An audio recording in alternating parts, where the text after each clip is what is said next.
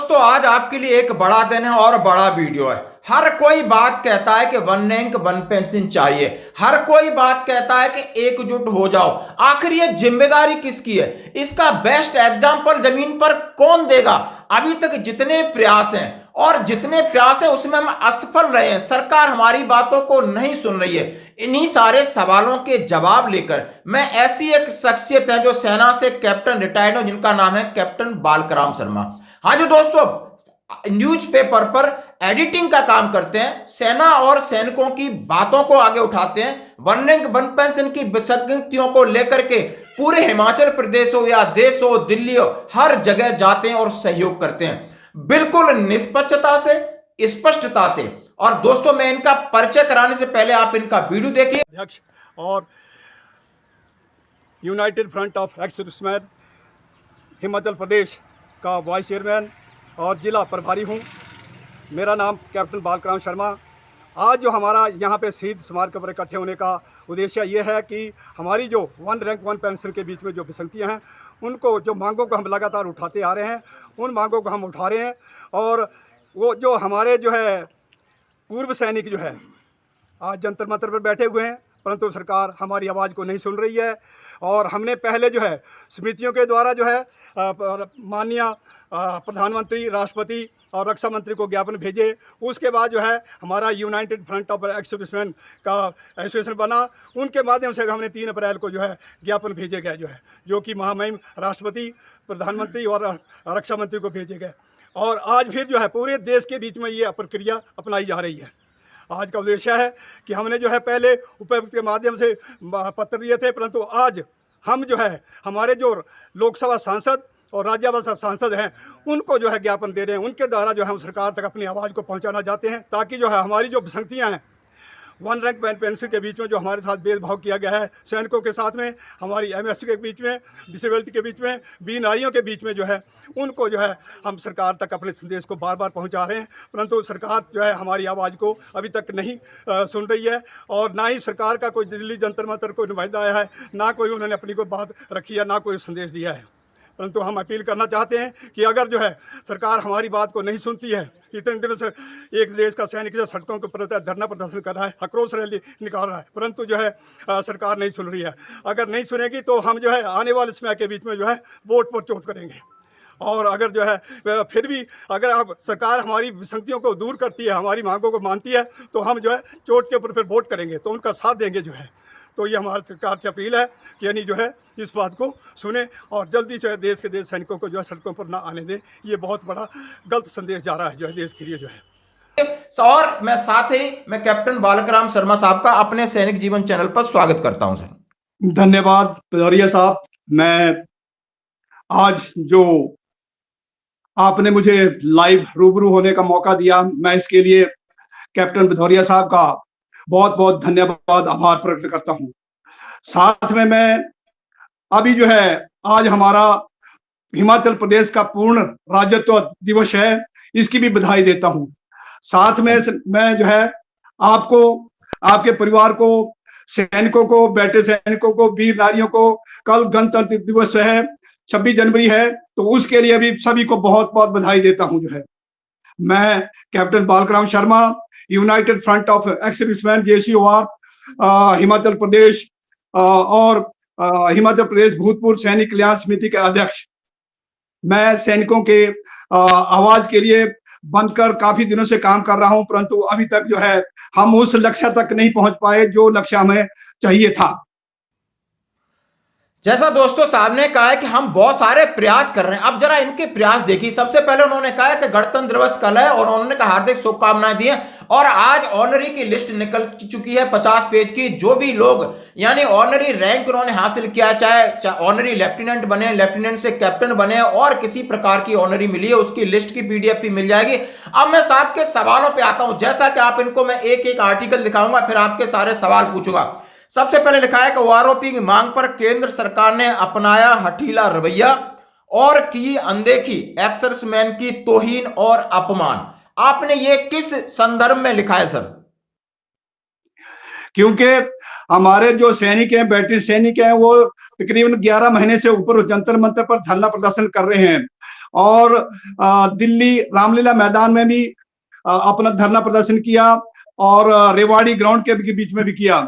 और हर लेवल के बीच में जो है, चाहे मंत्री हो, चाहे नेता हो, विधायक हो, डीसी हो या एसडीएम हो, हर लेवल पर ज्ञापन दिए।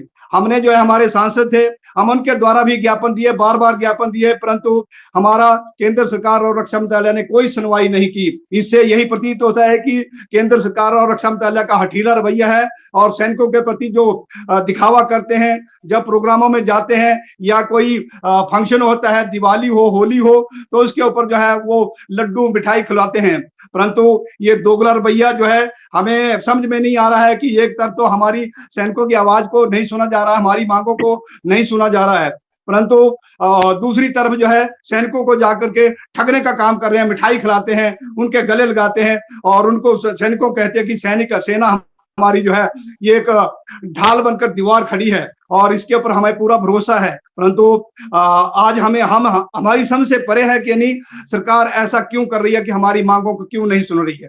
दोस्तों, जैसा कि उन्होंने कहा है कि अड़ियल रवैया के बारे में बात का है, और दूसरी बात बिल्कुल आपका सवाल है कि आखिर कमी कहां है, सैनिकों की एकता क्यों नहीं हो पा रही, ये बड़ा सवाल है आज का मुद्दा। इससे पहले उन्होंने कहा है, अगर प्रधानमंत्री से सीधे सवाल किए हैं, यानी अपने प्लेटफॉर्म से किए और उनका हिंदी गोश्त टाइम से, अगर सेना के हित में चिंतक हो तो मोदी जी सैनिकों की बात क्यों नहीं सुनते हो।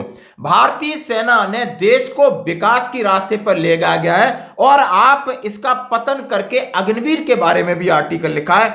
और उन्होंने कहा है, सबसे बड़ा सवाल, अब आपके पास दो सवाल मैं लेके आऊंगा, आखिर सेना, जब आपके हिमाचल प्रदेश के सैनिक एक हो सकते हैं तो देश के सैनिक एक क्यों नहीं हो सकते। देश के सैनिक आखिर या सैनिक नहीं है या वो नेता हैं। आपने आज खुलकर बात रखनी होगी, क्योंकि आप हर एक सैनिक संगठन के साथ, मैंने आपको स्टेज पे देखा है, चाहे रामलीला मैदान पर वॉइस ने रैली किया हो, चाहे रेवाड़ी में संयुक्त मोर्चा ने रैली किया हो, चाहे जंतर मंतर पर, और आज आप और कैप्टन जगदीश चंद्र वर्मा को मैं सबसे देखता हूं और बहुत स्पष्टीकरण, आप बहुत स्पष्ट तरीके की बात कर रहे हो। और यदि मेरे आप व्यूअर्स हो, आप सुन सकते हो, मैं एक एक चीज इनकी विद प्रूफ दिखा रहा हूं। हर एक को ये रहता है कि आप किसी का इंटरव्यू लेते हो, लेकिन जिन्होंने कोई काम किया है मैं सामने आपके रख रहा हूं। बहुत सारी छीटाकसी व्हाट्सएप पे चल रही है, तमाम तरीके से चल रहे हैं। फिर मैं आपका सवाल पूछूंगा साथ से कि आपके इलाके के मंत्री अनुराग ठाकुर जी हैं, 5 बार ज्ञापन देने के बाद, आरटीआई डालने के बाद और उन्हें रिमाइंडर कराने के बाद वो जवाब क्यों नहीं दे रहे, उनके लिए आप क्या करोगे। अब आप सैनिक एकता के बारे में बात करिए सर, बताइए सवाल।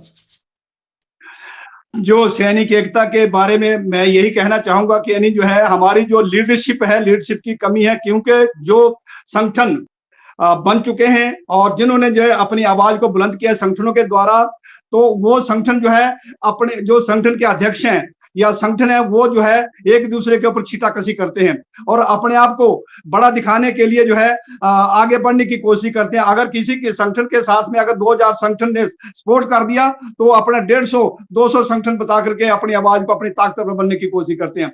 इससे उनकी लीडरशिप में कमी है, तालमेल में कमी है, हमारी सैनिक एकता में कमी है, क्योंकि हम उद्देश्य को लेकर के नहीं चल रहे हैं। हम नेता बनने के लिए, बड़ा बनने के लिए इस उद्देश्य से आगे बढ़ रहे हैं और तरह तरह के अपनी बातें रख रहे हैं ताकि हम जो है अपने आप को प्रोजेक्ट कर सके, अपने आप को बड़ा बन सके। जो है जिस उद्देश्य को हमने लेके चलना था, पहले हमारा तालमेल होना था, हमारी जो तैयारी थी और हमारा जो तालमेल था उसमें बहुत कमी रही। जो है ये सबसे मुख्य कारण है हमारा कि हमारा सैनिक एकता के बीच में कमी थी, हमारा तालमेल नहीं था। और हमने जो है संगठनों ने जो है, जितने भी संगठन थे, चाहे साबका हुआ, चाहे वॉइस ऑफ एक्सपीरियंस था, या आईवीओ वाले थे, चाहे फेडरेशन वाले थे, चाहे दिल्ली बैटन वाले थे, कोई भी संगठन था, उन्होंने अपने अपने तरीके से मेमोरेंडम दिए, परंतु एक दूसरे के साथ में जो है तालमेल नहीं किया और उनमें जो है लीडरशिप की कमी के कारण ये कार्रवाई हुई है और अपने आप को ही बड़ा बनने की कोशिश कर रहे हैं। दोस्तों, आपने सुना कितनी बड़ी बात कही। इन्होंने कहा है कि हमने भूख हड़ताल भी की है और मैंने अपना संगठन अपने स्टेट के अंदर एकजुट किया है, यूनाइटेड किया, और जिन लोगों के पीछे हम खड़ा होना चाहते हैं उन्हें 28 लाख सैनिकों की ओआरओपी का मुद्दा बड़ा नहीं लगता है, उन्हें अपनी ईगो बड़ी दिखती है, वो अपने आप को प्रोजेक्ट करना चाहते हैं, वो अपने आप को नेतागिरी में ले जाना चाहते हैं। यानी कि सीधा सीधा है कि वो सैनिकों को गुमराह कर रहे हैं। यानी 28 लाख सैनिकों की चिंता होती तो इसमें किसी के एक दूसरे के साथ जुड़ने में परेशानी कहां थी, कौन सा मंत्रालय बनना था, और उन्होंने सीधा कटाच किया। क्योंकि मैं इनसे सवाल इसलिए पूछ रहा हूं क्योंकि ये हर एक के पास जाकर खड़े होते हैं, हर एक का सहयोग करते हैं, इतने बुजुर्ग हैं, और मैंने अपने दोनों आंखों से इन्हें हर एक के स्टेज पर देखा है, काम करते हुए देखा है, उन लोगों का साथ देते हुए देखा है, क्योंकि इनके दिल में शायद सिर्फ और सिर्फ 28 लाख जो पूर्व सैनिक हैं, वीर नारियों हैं, या इनकी जो चिंता है, जो इनकी चिंता, इनके विचार आप पेपर में देख सकते हो, इनकी आप ऑडियो सुन सकते हो, आप वीडियो देख सकते हो, भूख हड़ताल की है, तो आप लोग क्या समझ सकते हो इन्होंने जो मैसेज दिया है। अब मैं इनसे ये पूछना चाहूंगा कि सरकार ने सर चुनाव की घोषणा कर दी है, समय कम है, यानी अब आप बाकी जो संगठन हैं या दूसरे व्हाट्सएप पे एक दूसरे को कहीं ना कहीं नेगेटिव चीज कमेंट्स करते हैं, उनके लिए आपका क्या संदेश है? मेरा कहने का तात्पर्य यह है कि यानी जो है इस संदेश के बीच में मैं कहना चाहूंगा कि सबसे पहले तो जो यूट्यूबर हैं और अपने आप को जो प्रेस मीडिया बनने की कोशिश कर रहे हैं, परंतु उनको जो है सैनिकों के बारे में इतनी जानकारी नहीं है, और फिर भी वो जो है अपने आप को पत्रकार कहलाते हैं। जबकि मैं हिंद घोष के बीच में जिला ब्यूरो का पत्रकार हूं, मैं खुद हूं, परंतु मैंने आज पहली बार पहला शब्द इस्तेमाल किया है। और दूसरा जो है, अभी सरकार ने इलेक्शनों की घोषणा कर दी है, एक इलेक्शन अप्रैल के बीच में जो है उन्होंने एक डेट तारीख कर दी है, और सैनिकों की जो मुद्दे थे, सैनिकों की जो मांग थी, विसंगतियां थी, उनके प्रति उनकी कोई भी बात नहीं कही गई, ना उन्होंने कोई जवाब दिया गया, और ना ही उन्होंने कोई ऐसा संदेश दिया कि इसके बारे में हम सोचेंगे। परंतु इसका मुख्य कारण ये रहा कि हमारे सैनिक जो है वो अलग अलग संगठनों में बटे हुए हैं और नेतागिरी के बीच में लगे हुए हैं, और तरह तरह के यूट्यूबर आकर के जो है पत्रकारिता करने लग जाते हैं, जो सैनिकों को गुमराह कर रहे हैं, और सैनिकों को एक मंच पर आने के लिए उनको समझ में नहीं आ रही है हम एक मंच पर कैसे आए और किस संगठन के साथ जाएं, कहां जाएं। जो है तो हम जो यूट्यूबर हैं, जो पत्रकार बने हुए हैं, जिनको सैनिकों के बारे में जानकारी नहीं है, वो भी लोग जो है सैनिकों को गुमराह कर रहे हैं। तो मैं उनको, मेरा विनम्र निवेदन रहेगा कि सैनिकों को कि दूसरों की बातों के बीच में ना आए और अपने एकजुट सैनिक एकता की मिसाल दें। जैसे हमने सेना में नौकरी की है एकता के साथ में, उसी मिसाल के साथ जो है हमें एक मंच पर आना होगा, और जल्दी ही हमें जो है इसका कोई ना कोई उपाय ढूंढना होगा, ताकि जो है हम इलेक्शनों के बीच में, इलेक्शनों से पहले पहले हम जो है अपने उस निर्णय, उस लक्ष्य तक पहुंच सके कि हमें इलेक्शनों में जाना है, या जो इलेक्शन में जाना चाहता है वो आजाद है, या किसकी सपोर्ट करनी है। तो इसके लिए हमें, जब तक हम एक मंच पर नहीं आते, तब तक हम इस निर्णय को सुचारू रूप से नहीं ला सकते। जैसा कि दोस्तों कैप्टन बालकराम शर्मा जी ने कहा कि मैं भी पत्रकारिता करता हूं, मैं भी पत्रकार हूं, मैं एक संपादकीय, जैसे कि उनके आर्टिकल, उनकी कविताएं आपको सामने किसी प्रत्यक्ष या प्रमाण की जरूरत नहीं है। साथ ही ऐसे लोगों से बचने की सलाह दी है जो ना ही फौज के बारे में जानते हैं, ना फौज के सिस्टम के बारे में जानते हैं, अनर्गल बातों का प्रचार करके यूट्यूब के माध्यम से या किसी सोशल मीडिया के प्लेटफॉर्म से हमारे लोगों में मनभेद पैदा कर रहे हैं, मतभेद पैदा कर रहे हैं, और इनसे हमें बचना होगा। और सीधा सीधा आप सवाल है, यानी कि 1 रैंक 1 पेंशन या 28 लाख सैनिक या विसंगतियां, ये हमारी परेशानियां, ये सबकी हैं, चाहे वो आर्मी से हैं, एयरफोर्स से हैं, नेवी से हैं, जितने रिटायरीज हैं और जो रिटायर होने वाले हैं, उनको भी कल आके फेस करना है। तो मैं सीधा कहूंगा 28 से 30 लाख सैनिकों के लिए आप एक संदेश छोड़िए, और जो लोग सैनिक संगठन के जिनमें प्रभुत्व है या उनको जो लीड कर रहे हैं, उनके लिए आप एक मैसेज बताइए, और कि आखिर किस तरीके से अब हमें आगे बढ़ना है और किसके पीछे खड़ा होना है। सर, हमें जो है सैनिक संगठनों को, जितने भी लीडर हैं, अध्यक्ष हैं, हमें जो है अपनी ईगो को साइड में छोड़ते हुए अपना राजनीतिक मंच से हट करके हमें जो है एकता की मिसाल को कायम करना होगा, और हमें एक मंच पर आकर के जो है जितनी भी हमारी जो विसंगतियां हैं, मांगे हैं, हमारी 28 लाख या 30 लाख सैनिकों की आवाज है, वीर नारियों की आवाज है, उसको बन करके जो संगठन के अध्यक्ष हैं वो एक लीडर हैं, वो लीडर है, मानते हैं उनको लीडर है, परंतु जब तक वो सही तरीके से एक नेट पर नहीं आते हैं, तब तक हम इस मंजिल को कामयाब नहीं बना सकते और हम सैनिकों की आवाज नहीं बन सकते। ये का कारण सरकार ने, केंद्र सरकार और रक्षा मंत्रालय ने हमारी कमजोरी, एकता की कमजोरी को पकड़ करके हमें कोई जवाब नहीं दे रही है। तो इसके लिए जो है हमें सभी सैनिकों की आवाज बनने के लिए एक नेट पर आना होगा, और जो जिस आदमी को एक बार अध्यक्ष बना दिया जाता है तो उसको अध्यक्ष माना जाए और उसके पीछे उसकी बैकबोन करके, उसकी रीढ़ की हड्डी बन करके काम किया जाए, उसकी सपोर्ट किया जाए। और जो भी अगर कहीं कोई कमी पेशी भी होती है तो उस कमी पेशी के बीच में भी जो है उसको सपोर्ट किया जाए, मदद किया जाए, गाइड किया जाए, ना कि उसकी लेग पुली के लिए उसकी टांगे खींची जाए, उसके ऊपर कमेंट करना सुन जाए, उसके ऊपर तरह तरह के वीडियो सोशल मीडिया पर जो है कमेंट्स करके जो है उसका पतन किया जाए या उसका बेइज्जती किया जाए। तो ये बात सही नहीं है। जब तक हम एक मंच पर नहीं आते हैं और एक सूत्र में, एक छतरी के नीचे नहीं बनते हैं, तब तक हम अपनी मंजिल में कामयाब नहीं हो सकते, हम अपने लक्ष्य को उस टारगेट को अचीव नहीं कर सकते जो है। दोस्तों, जैसा कहा कि दो चीज, एक तो त्याग चाहिए अपनी ईगो का, त्याग चाहिए अपनी पद और प्रतिष्ठा का, त्याग चाहिए हमें माइक नहीं मिला, त्याग चाहिए हमें स्टेज नहीं मिला। हमें यदि लंबा सोचना है, उन वीर नारियों के लिए सोचना है, उन विधवाओं के लिए सोचना है, उन पूर्व सैनिकों के लिए सोचना है, तो जितने संगठन के प्रतिभाशाली अपने आप को समझते हैं लीडर हैं, तो उन्हें ये त्याग करके उनके चाहिए। और दूसरा चाहिए हौसला, यानी जो जमीन पर काम कर सकता है, जो लीडर होगा वही लीडर होगा, जो आगे लीड कर सकता है हम उसी के पीछे खड़े हो सकते हैं। इसका यह मतलब नहीं है कि आपकी मंशा, और जब ग्राउंड में जमीन पे आते आपको क्रियान्वयन करना है, इंप्लीमेंट करना है, तब आप अपने आप को पैर अपने पीछे खींच ले। तो अभी आपने सोचना है, ये नहीं सोचना है कि ये सबसे अच्छा है या ये सबसे बुरा है, सब बराबर है। हर एक में कहीं ना कहीं कोई ना कोई काबिलियत है। किसी में जमीन पर काम करने की काबिलियत है, तो किसी को जमीन पर प्लान करने की काबिलियत है, किसी को प्रेजेंटेशन देने की काबिलियत है। काबिलियत से हर कोई पूरी तरह काबिलियत नहीं होती, हर एक में कुछ ना कुछ काबिलियत होती है। और सर, आप कोई आखिरी संदेश देना चाहते हो हमारे व्यूअर्स को, अपने सैनिकों को, अपने जो फैमिली है, जैसे आपने कहा फौज में यूनिटों में जैसे यूनिटी की तरह रहते हैं, हम एक फैमिली से हैं और हमें यह समझना होगा, जितनी जल्दी समझ जाएंगे उतनी जल्दी सरकार हमें कहीं ना कहीं आमंत्रित करेगी। और लास्ट कोई संदेश है सैनिकों के लिए तो सर आप बता सकते हैं प्लीज।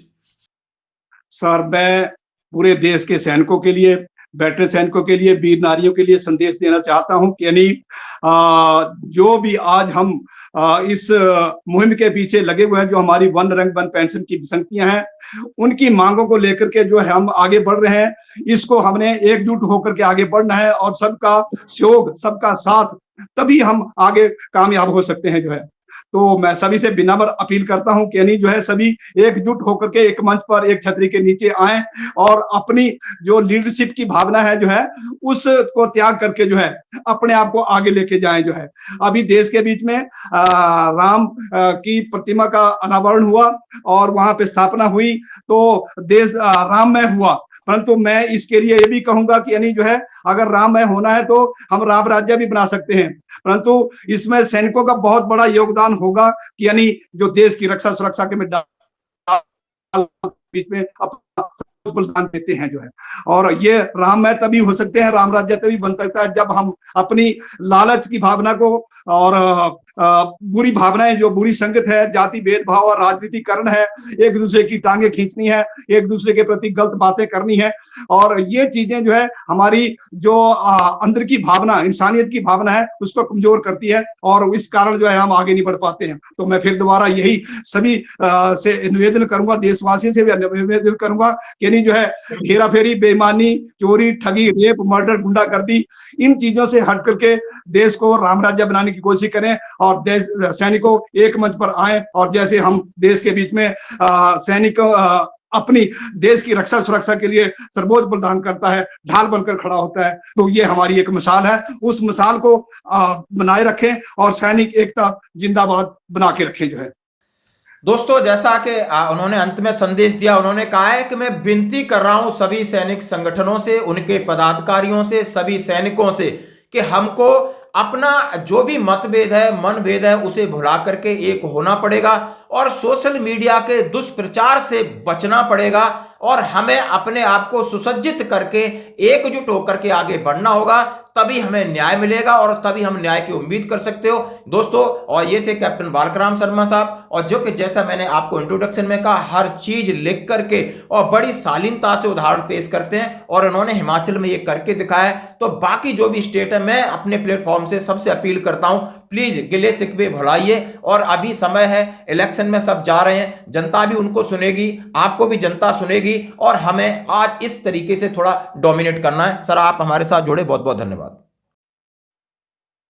सर, मैं ये एक बात कहना चाहूंगा कि यानी भूला हुआ अगर जो शाम को घर आ जाए तो उसको भूला बना समझे। अगर हम सैनिक अभी भी समय है और हम एकजुट होकर के आगे आते हैं तो मैं इसका बहुत बहुत आभार प्रकट करूंगा। साथ में आपका आभार प्रकट करता हूं कि यानी आपने जो है सैनिकों की आवाज, सैनिकों के जो मुद्दे हैं और जो केंद्र सरकार तक सैनिकों को जगाने का काम किया है, पूरे देश का सैनिक आज जाग चुका है। सबसे चलो हम कामयाब तो नहीं हुए, परंतु एक बात जरूर हुई कि देश का सैनिक जाग गया है, वीर नारियां जाग गई है। तो ये एक बहुत बड़ी बात है और इसमें हमने बहुत बड़ी कामयाबी हासिल कर ली है। आने वाले समय के बीच में, हम चंद ही समय के बीच में जो है हमारा देश जो है सैनिक एकता के बीच में होगा, और हम उम्मीद करते हैं। इसी के साथ में धन्यवाद। जय हिंद, जय हिंद। दोस्तों, लास्ट में कहा है कि हमने अचीवमेंट किया है, कम समय में हमने बहुत कुछ पाया है, यानी सैनिक अवेयर हुए हैं, अपने हकों को जानने लगे हैं, जागने लगे हैं। आज नहीं तो कल हम एक भी होंगे और हम इतिहास जरूर बदलेंगे। दोस्तों, यदि किसी को ऐसा लगता है, जैसे हमारे पास कई लोग सवाल करते हैं कि आप सिर्फ किसी पर्टिकुलर की आप बात करते हो, मैं आपका ये प्लेटफॉर्म है, चैनल ये आपका है, मैं भी एक फौजी हूं, ईमानदारी से कह रहा हूं, दिल से कह रहा हूं, यदि आपके पास अच्छे एजेंडे हैं, अच्छा आप काम कर रहे हो और अच्छी आपके पास कोई आइडियोलॉजी है, अच्छी आपका क्रिएशन है, आप जरूर हमें भेजिए। हम एक बार उसको समझेंगे और हम आपको ऑटोमेटिकली अपने इस प्लेटफॉर्म पे आमंत्रित करेंगे। धन्यवाद सर।